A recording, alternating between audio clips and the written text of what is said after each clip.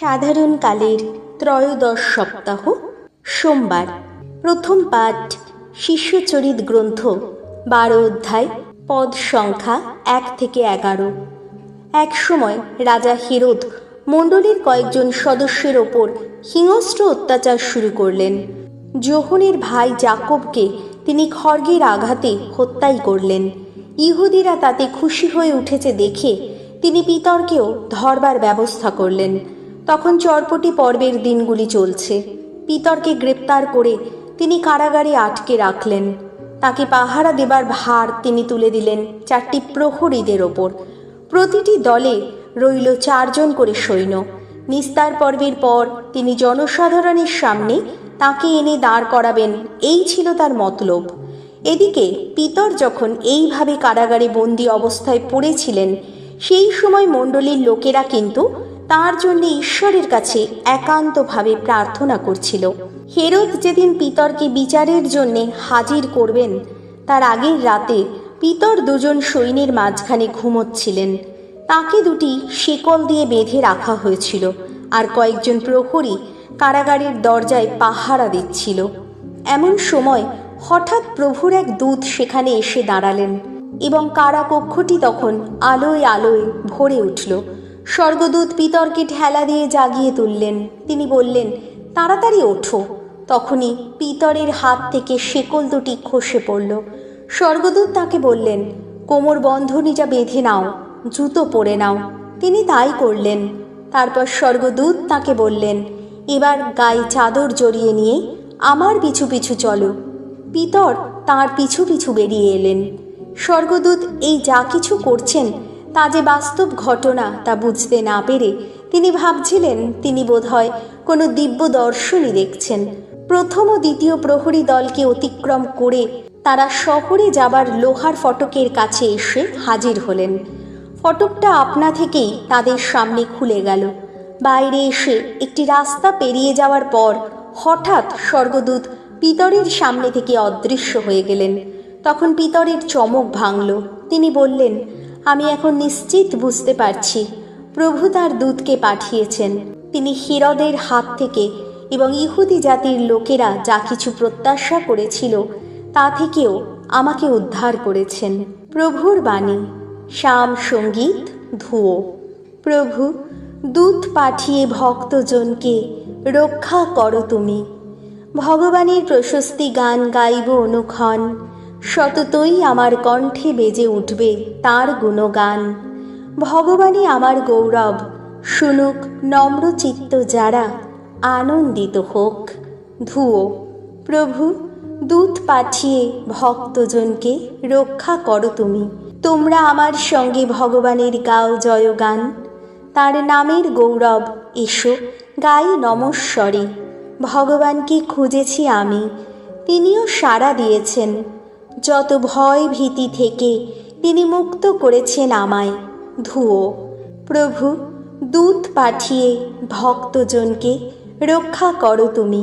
যারা তাঁর দিকে তাকিয়ে থাকে তাদের মুখ তো আনন্দে উজ্জ্বল হয়, লজ্জায় কখনো কুণ্ঠিত হতে হয় না তাদের। দেখো তো, এই দিনজন ডেকেছে আর ভগবান সাড়াই দিয়েছেন।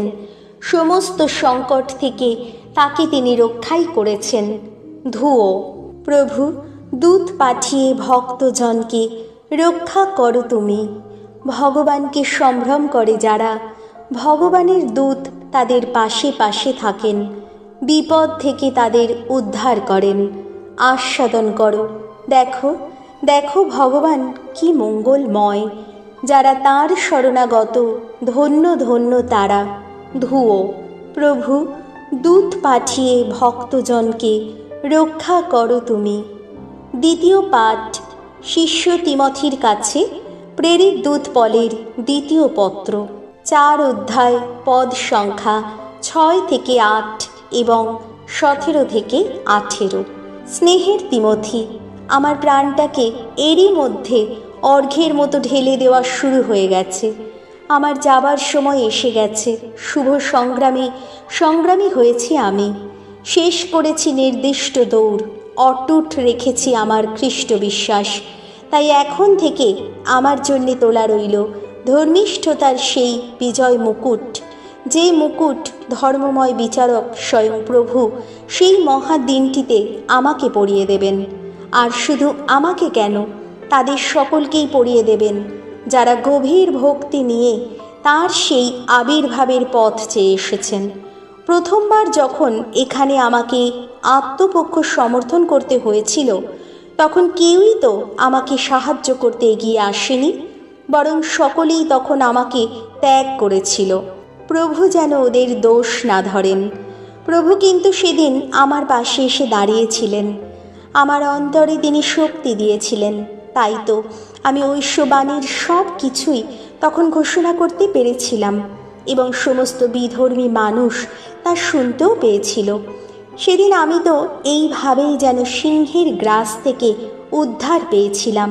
এরপরেও প্রভু নিশ্চয়ই আমাকে শত্রুদের সমস্ত অপচেষ্টা থেকে রক্ষা করবেন। আমাকে তিনি নিশ্চয়ই নিরাপদে নিয়ে যাবেন তার সেই স্বর্গরাজ্যে। কীর্তিত হোক তার মহিমা চিরদিন চিরকাল। আহা, তাই হোক। প্রভুর বাণী, বাণী বন্দনা। জয় জয় প্রভুর জয়। তুমি পিতর, তুমি সেই প্রস্তর, যার ওপর গড়ে তুলব আমি আমার মণ্ডলী। সেই মৃত্যু শক্তি তার ওপর জয়ী হতে পারবে না কোনো দিন। জয় জয় প্রভুর জয়। মথি রচিত মঙ্গল সমাচার, 16 অধ্যায়, পদ সংখ্যা 13 থেকে 19। যিশু তখন ফিলিপের নগরী সিজারিয়ার অঞ্চলে এসে পৌঁছেছেন। তিনি হঠাৎ তাঁর শিষ্যদের প্রশ্ন করে বসলেন, মানবপুত্র কে? এই বিষয়ে লোকেরা কি বলে? তারা উত্তর দিলেন, কেউ বলে তিনি দীক্ষাগুরু যোহন, কেউ বলে তিনি এলিও, আবার কেউ বলে তিনি জেরেমিয়ার প্রবক্তাদের মধ্যে একজন।